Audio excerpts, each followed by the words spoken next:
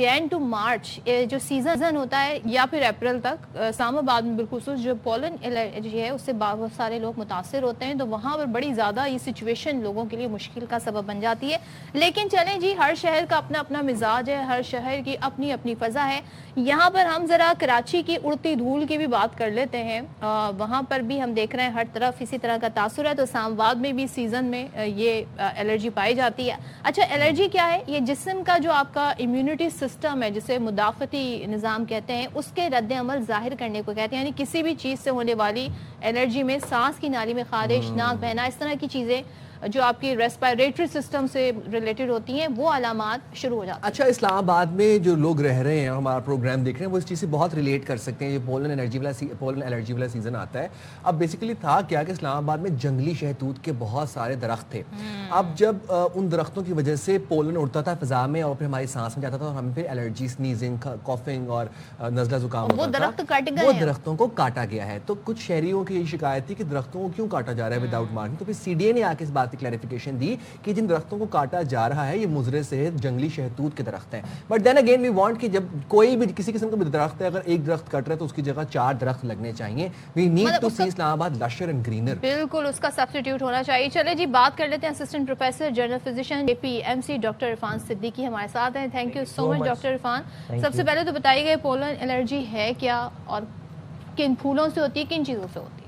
देखिए, ये जो डस्ट पार्टिकल्स होते हैं, ग्रीनरी के ऊपर बैठते हैं, जो बीज होती हैं, जो इंसेक्ट्स होते हैं, ये बेसिकली पोल्यूशन एनर्जी के अंदर काउंट होते हैं।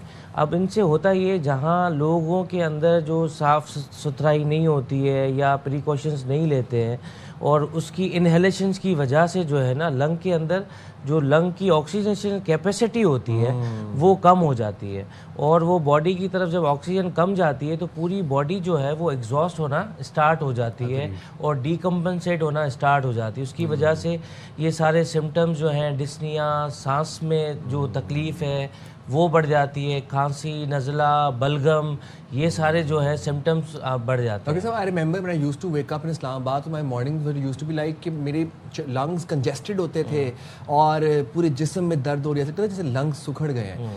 अब फिर उसके लिए हल क्या था? अब जो इस्लामाबाद में लोग देख रहे हैं और उनको ये पोलन एलर्जी का इशू है, what needs to be done? देखिए, उस सबसे पहले तो प्लांटेशन को आप ख़त्म नहीं कर सकते। उससे ये होता है कि आपकी एक जो ऑक्सीजन है, ऑक्सीजन लेवल है, वो बेहतर होता है। अब आप कर क्या सकते हैं? सबसे पहली चीज़ मास्क का इस्तेमाल।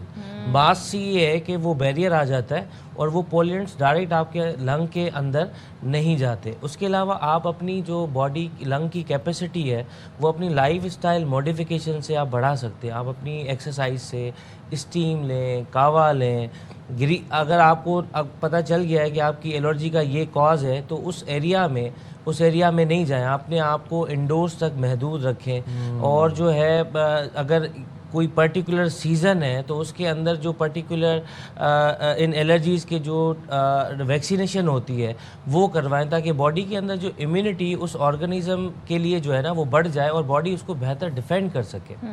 अच्छा, थोड़ा सा ज़रा सा मैं खुश खांसी के बारे में भी जानूंगी, लेकिन मुझे आपने मास्क का जिक्र किया, तो ये जो आम मास्क हम यूज़ करते हैं ये काफ़ी है अगेंस्ट पोलन एलर्जी, या जो एक N95 मास्क जो हम कोविड में यूज़ कर रहे थे उस तरह के मास्क की ज़रूरत है? देखिए, अभी हो क्या रहा है, देखिए N95 mask is very specific and prescribing mask. उसका जो रेजिस्टिंग इफेक्ट है वो नॉर्मल मास्क से ज़्यादा है। अब ये सिर्फ एक एलर्जी नहीं है, और भी एयर के अंदर जो टॉक्सिन्स हैं, जिसके अंदर आपकी धूल मट्टी हो गई, आपकी व्हीकल्स का जो धुआं हो गया वो हो गया, या सर्दियों के अंदर जो ह्यूमिडिटी बढ़ जाती है वो भी फैसिलिटेट करती है, जो फेफड़ों के इन्फेक्शन है उनके अंदर उसको फैसिलिटेट करती है। 95 मास्क का मकसद ये होता है, वो ट्रिपल लेयर्ड होता है, तो वो डिफरेंट लेयर से जब वो जो डस्ट पार्टिकल्स या जो इरिटेंट्स या जो ऑर्गेनिज्म जो कॉज करवा रहा है वो एलर्जी, वो फेफड़ों तक नहीं पहुंच सकता, तो बॉडी सेफ रहती है। तो हम डॉक्टर्स जो है अब भी, क्योंकि डिजीज़ लेवल बढ़ गया है, तो हम कोशिश करते हैं कि प्रिस्क्राइब करेंगे N95 मास्क को, ताकि वो पेशेंट या जो ह्यूमन बीइंग है वो अपने आप को अच्छे से प्रिवेंट कर सके। राइट। अच्छा जी, तो कराची में जो लोगों का एक बड़ा मसला है वो है जी ड्राई कफ, खुश्क खांसी। تو اور وہ ہفتہ 2 ہفتہ وہ بڑی دیر تک پرسسٹنٹ رہتی ہے, کوئی بھی میڈیسن کوئی بھی کف سیرپ اثر نہیں کرتا, تو کیا کیا جائے, وہ کیوں ہو رہی ہے؟ دیکھیے ابھی سردیوں کے اندر کیا ہوتا ہے کہ انفلوئنزا کا آپ نے سنا ہوگا ایک ویریئنٹ آیا ہوا ہے. اب اس کا بیسک افیکٹ یہی ہے, ویسے جو وائرل کوئی بھی ڈیزیز ہوتی ہے, چیسٹ انفیکشن ہو گیا, آپ کا گلے کا انفیکشن ہو گیا, وہ ایک ہفتے کے اندر وائرل ڈیزیز ریزالو ہو جاتی ہے. اب یہ جو سپر فلو کا ایلیمنٹ آ گیا ہے تو پیشنٹ ہمارے پاس پرولونگڈ ہسٹری کے ساتھ آ رہا ہے, وہ اس کا فیور تو ختم ہو گیا, بلغم بھی ختم ہو گیا, لیکن اس کو رہ کے ڈسنک اٹیک اور کف کے اٹیک پڑ رہے ہیں, اور وہ ایک مہینے تک اس کو رہ رہے ہیں. اب ہم اس کو سب سے جو ضروری چیز یہ ہے کہ آپ اپنے آپ کو آئسولیٹ کر دیں تاکہ وہ جو جراثیم ہے باقی فیملی ممبرز تک نہ پہنچیں, اور ماسک کا آپ کو استعمال کرنا ہے. اس کے علاوہ کاوا, گرین ٹی اور اسٹیم کا اس کے اوپر بہت اچھا افیکٹ ہے. تو آفس میں کیا کہیں, آفس میں آپ یہ کاوا, آفس نہ جائیں؟ نہیں آفس دیکھیں جیسے یہ انڈورس ہیں, اس کے اندر آپ ایک گیپ لے سکتے ہیں, باہر جا سکتے ہیں, اپنی وینٹیلیشن بہتر کر سکتے ہیں, سوشل ڈسٹینسنگ کر سکتے ہیں. اگر ایک بندہ افیکٹڈ ہے تو اس کے اندر سوشل ڈسٹینسنگ سے دوسرے کے اوپر وہ کمیونیکیبل نہیں ہوگا. جو ایک محلول سا آتا ہے, وہ استعمال کر سکتے ہیں, ہم زیادہ کر سکتے ہیں, جو پانی میں ڈال کے چائے میں ڈال کے پیا جاتا ہے. بالکل پی سکتے ہیں. دیکھیں یہ جو گرم چیزیں جو گرم چیزیں جو بھی ہیں, جیسے اس کے اندر سوپ بھی ہو گیا, دوسری چیزیں بھی ہو گئیں, ان کا ڈائریکٹ ایک سودنگ ایفیکٹ ہوتا ہے. گلے کے اندر جو سوجن ہوتی ہے وہ اس کو کم کرتا ہے, اور وہ اس کے اندر جو آکسیجنیشن ہوتی ہے وہ بہتر ہو سکتی ہے. تو ہم یہی ایڈوائز کرتے ہیں کہ بھائی اب اس سیزن کے اندر ایک تو گرم کپڑے پہنیں, خود کو آئسولیٹ کریں آپ, اور جو ہے اپنی امیونٹی کو بڑھانے کے لیے کاوا, گرین ٹی, یہ ساری استعمال چیزیں کریں. ٹھنڈی چیزیں جو ہے ان کو اوائڈ کریں تاکہ یہ جو وائرل انفیکشن سمٹمز جو ہیں.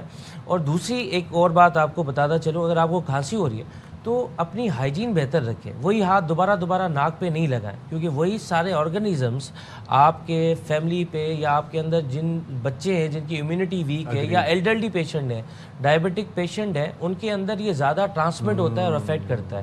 تو اپنی ہائیجین کو بھی بہت اچھا رکھنا ہے. امیونو کمپرومائز جو لوگ ہیں وہ زیادہ متاثر سے ہو سکتے ہیں. 60 ایئرس کے اولڈ ایج پیشنٹس ہیں یا ینگ انفینٹس ہیں جن کے اندر باڈی کے اندر اینٹی باڈیز نہیں ہیں اس ڈیفینڈ کرنے کے لیے, تو وہ زیادہ جو ہے وکٹمائز ہوتے ہیں اس ڈیزیز سے.